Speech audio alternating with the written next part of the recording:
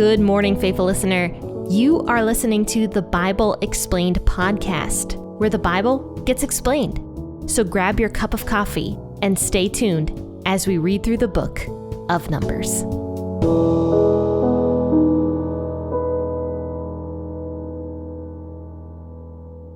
Hey guys, and happy Friday. Yay, it's the weekend almost, so I hope you guys are looking forward to that. And tell me what you're going to do this weekend. Let me know what's going on. I have no clue what I'm doing this weekend. Got no plans at all, and actually that's a good thing. That's a good thing sometimes to not have any plans. So let me know what you're going to do. Contact me at p40ministries.com/contact. And let's go ahead and read Numbers chapter 12 today and finish the week strong with the scriptures. So I'm going to read the entire chapter of Numbers chapter 12 because it is very short and it's all one story. So there's no good way to break it up, I suppose. But this is a fascinating chapter to me. I love this chapter. So I'm going to be reading this out of the WEB version. So feel free to read along with me out of the version you prefer. And let's jump right in. Miriam and Aaron spoke against Moses because of the Cushite woman whom he had married, for he had married a Cushite woman. They said, "Has Yahweh indeed spoken only with Moses? Hasn't he spoken with us also?" And Yahweh heard it. Now the man Moses was very humble, more than all the men who were on the surface of the earth. Yahweh spoke suddenly to Moses and to Aaron and to Miriam, and said, "You three come out to the tent of meeting." The three of them came out. Yahweh came down in a pillar of cloud and stood at the door of the tent and called Aaron and Miriam, and they both came forward. He said, "Now hear my words. If there is a prophet among you, I, Yahweh, will make himself known to him in a vision. I will speak with him in a dream. My servant Moses is not so.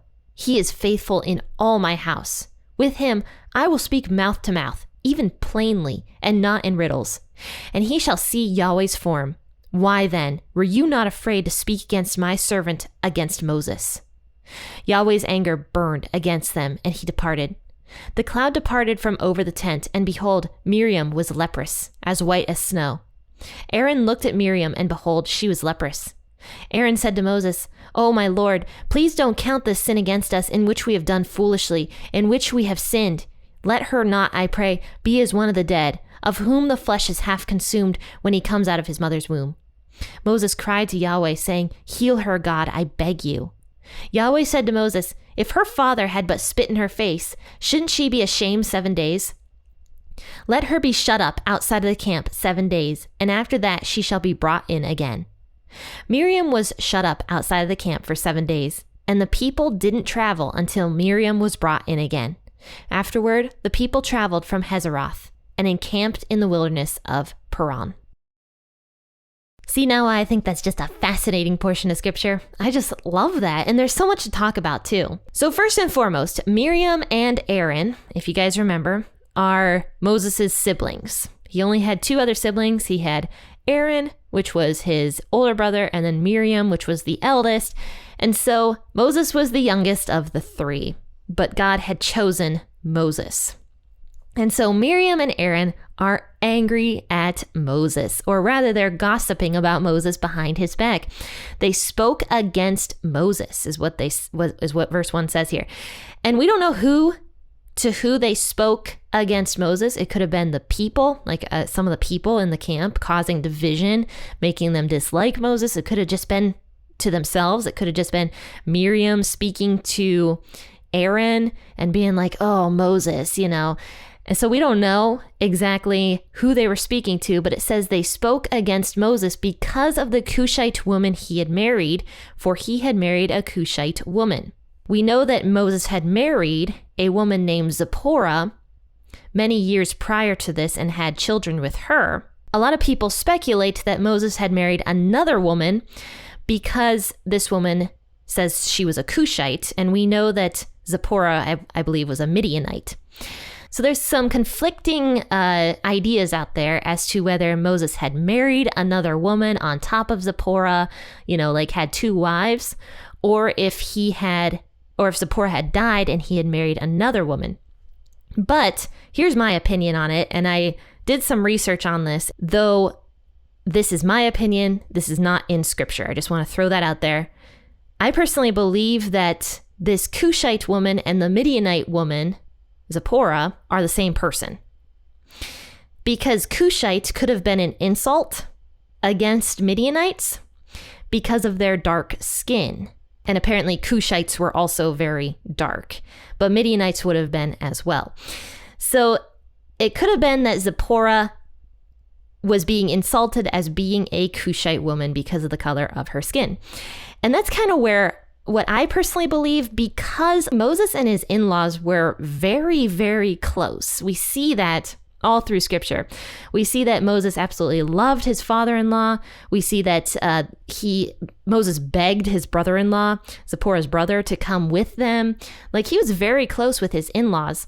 So I kind of think that if Moses had married another woman along with Zipporah and had 2 wives, it would have been his in-laws speaking against Moses rather than his brother and sister. So whether or not Moses married another woman, I don't know.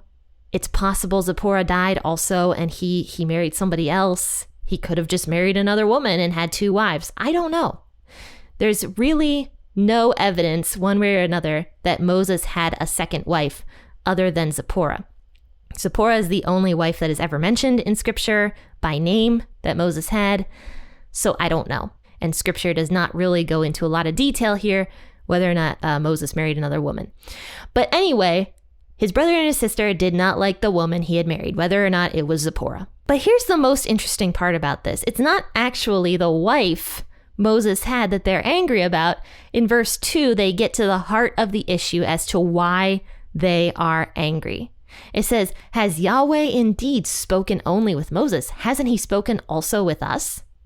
And it says, Yahweh heard it. So everything that we say in secret, God hears. That's a moral of the story for sure. So yes, God hears them speaking against Moses in this way, becoming jealous over the fact that Moses has a special relationship with God that they just don't have. And I don't really know why they were so jealous, because they also had very special roles themselves. But the interesting thing about this is verse 3. And this is another verse that is so debated. And I think verse 3 is hilarious. So here's what verse 3 says. "Now the man Moses was very humble, more than all the men who were on the surface of the earth." And what's so funny about this verse is the fact that Moses wrote this. Oh, I love it. I just think that's so funny that Moses writes that he's the most humble man on the surface of the earth. There was actually a meme going around. I don't know if you ever saw the meme of Obama giving Obama the Medal of Honor. I don't know if you've ever seen that meme, but there was like a meme of that exact picture. And and instead it was this verse because Moses was saying he's the most humble man or whatever. But it's just funny. Here's the thing about this verse, though. It doesn't actually mean what we think it means. So if you go back to the Hebrew of this verse, which I did to double check this myself, humble actually means more along the lines of miserable. And you can see this verse used another time back in Genesis. There was a man who raped this young girl named Dinah. We talked about this. Dinah was one of Jacob's daughters. Dinah went out into the city and got raped by a man. I think his name was Ammon. I might be wrong about that. But this man raped Dinah, and the verse actually says he took her and humbled her. And it's the same Hebrew word as what is used right here in verse 3 of Numbers chapter 12. So humbled does not mean without arrogance as to what we believe humble means nowadays. It means more along the lines of distraught, brought very low, feeling small, I suppose. Just, it's not the same word as what we would think nowadays. And I personally believe that is what Moses was trying to say about himself. And honestly, I can believe that. Moses was miserable. Like, look through all of scripture here. Moses was constantly crying out to God, like, oh, God, just kill me now. We just talked about this because he had such a burden placed on him. And yes, if Moses wrote this, it could be that he was being a little bit dramatic, saying, I am the most miserable person on the face of the earth. And Aaron and Miriam are talking about me in this way, saying they want to be like me, but I'm miserable. Like, why would they want to be like me? And that's kind of what I think Moses is saying here. That's my personal belief. But other people want to say that Moses truly was humble in the way that we think nowadays, and God told him to write it. Like God said, write, Moses, that you are the most humble man, and this is going to be an honor for you. Other people say that later on, Joshua, who was Moses' attendant, actually wrote that in. I personally don't believe that. I don't believe that. But it could mean that Moses is in fact very humble, because don't forget, the scripture was inspired by God. God inspired all scripture. And possibly he told Moses to write down that Moses was humble in the way that we believe humble means nowadays, without arrogance. Or it could just mean that Moses was miserable, which is what I personally believe. But anyway, in verse 4, right after all this happens, it says, Yahweh spoke suddenly to Moses and to Aaron and to Miriam, saying, you three come out to the tent of meeting. So all of a sudden, God just, like that, speaks to Moses, Aaron, and Miriam, telling them to come out to the tent of meeting. Within like a couple minutes, I would guess, after Miriam speaks out against Moses. So they come out to the tent of meeting. And I can imagine that Aaron and Miriam at this point are shaking in their boots. And Moses is probably like, why? Because if they were speaking against him behind his back, Moses was like, I wonder why God's calling me out to the tent of meeting. But soon Moses understands why. And God speaks to Aaron and to Miriam and tells them to come forward. And God's presence was like the cloud covering the tent of meeting right now. Oh my gosh, I can imagine Aaron and Miriam were terrified at this point. But it says that they both came forward. And so God starts bringing Moses up. He says to his siblings, he says, Moses, I am speaking to him face to face. And we see that happens. We actually saw a verse that says that God spoke to Moses as if they were like good friends. Like they were friends. God would come into the tent and Moses would speak with God as if they are friends. He says, Moses is not just a prophet, is what God says here. He says, prophets are people who I speak to in riddles, and they don't understand the whole thing a lot of times. Moses is not like that. I speak plainly to Moses. That's what he says. He says, he shall see Yahweh's form, and I speak to him plainly and not in riddles, is what verse 7 says. So then why, Aaron and Miriam, are you not afraid to speak against my servant, against Moses? So he says, why aren't you afraid to speak against somebody that I directly, face to face, speak to? How are you not afraid? And so it says, Yahweh's anger burned against them. So this is also a moral of the story. Another moral is the fact that we should not be gossiping. There's so many verses in scripture that talk about gossip and how we should not be speaking against God's servants. And oh my gosh, guys, I struggle with gossip so stinking bad. I struggle with it. That is one of, I think, my biggest problems, and I recognize it as a problem. And I am very thankful that God gave me a husband that does not engage in gossip at all. And I'm not being dramatic when I say that. Like, my husband Garrett is the least gossipy person I know, and he's actually known for that.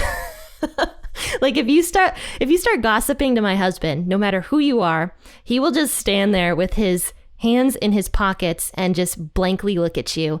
He will add nothing to the conversation, and that's just how he is. And I truly believe that God gave me that sort of husband to get me straight on the path when I start gossiping. And thankfully, I have gotten much better over the years about not gossiping, but I have felt myself getting back into that previous habit I had. And I know I need to get out of that. So this passage here is very convicting to me, because I should not be gossiping about God's servants in any way, because they are in fact servants of God. So yeah, gossiping in the church, not only is it division causing, but it's also just wrong. I mean, what we see here with Miriam, just because it's her brother, It doesn't mean that she should be gossiping about him because she feels like she can.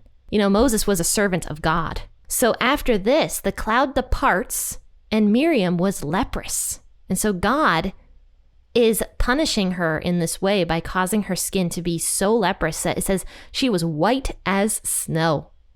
So she had some sort of skin disease after God lifted himself from that temple and the cloud departed. And Aaron saw Miriam, and behold, she was leprous. So whatever Miriam was doing was a deep heart issue. And God was punishing her in that moment to teach her a lesson that gossip is kind of cancerous. It's kind of leprous if you think about it. It causes so many problems. And often God gives people a physical representation of something that is spiritual going on. Gossip is leprous. It's cancerous. It's a problem. And we definitely need to get rid of it from our lives. We got to get rid of gossip from our lives. And I'm speaking to the choir here. I'm speaking to myself. So here's what Aaron says to Moses. He begs Moses to talk to God and take the leprosy away. And I wonder why, since Aaron was the high priest, why he didn't beg God. I'm curious about that. I don't know why, but he begged Moses. And it could have been that God had just said all this good stuff about Moses, that Aaron says this to Moses. But either way, Aaron is begging Moses, please take this leprosy away from Miriam. And so Moses cries out to Yahweh, heal her, God, I beg you. And right there, that is very humble. Moses wasn't like, ha ha ha, Miriam, that's what you get, big sister, for gossiping against me. So no, Moses was humble in this moment. He says, God, heal her. So God says to Moses, he's like, well, I gave her this to teach her a lesson. So she's going to be ashamed of what she did for 7 days. Put her outside of the camp and let her stay there so she can think about it. That's kind of what I imagine God saying, like, how parents will put their kids in timeout. Like, you got to think about what you did. This feels kind of similar to how God treated Miriam. Like, she has to go think about it, but she needs to be ashamed for 7 days. And after that, she will be brought in again. But it's really cool that God actually basically says that he is her father. That's what it says here in verse 14. Yahweh said to Moses, if her father had but spit in her face, shouldn't she be ashamed for 7 days? So in a way, God is saying, I'm still Miriam's father. I still love her. I'm just teaching her a lesson. So put her outside of the camp for 7 days. She needs to be ashamed of what she did. So it says that's what they did. In verse 15, Miriam was shut up outside of the camp for 7 days, and the people didn't travel until Miriam was brought in again. So she was healed. And so afterward, the people traveled from Hazeroth and encamped in the wilderness of Paran. So yeah, Miriam was healed. She was brought back to the camp again. From my understanding, she never did this again that I know of. So she clearly did think about it for those 7 days. But really, like I said, the moral of this story is we shouldn't be gossiping against God's servants. We shouldn't be doing that because it is wrong. And God says it's wrong. And it doesn't matter if it's your sister, your brother, your friend, anybody. We just shouldn't be doing it because God says it's wrong. And there's verses also in James that talk about gossiping, how the tongue is like a flame of fire. 1 minute it's praising Jesus, and the next minute is cursing one of God's servants. So yeah, we got to control the tongue. And I think that's really the moral of this story. Well, guys, thanks so much for tuning into this episode. And you know what? I just hope you have a really great weekend. And I'm not going to talk your ear off too much. I'm just going to let you guys go and hopefully enjoy the rest of your weekend. So happy listening, and God bless.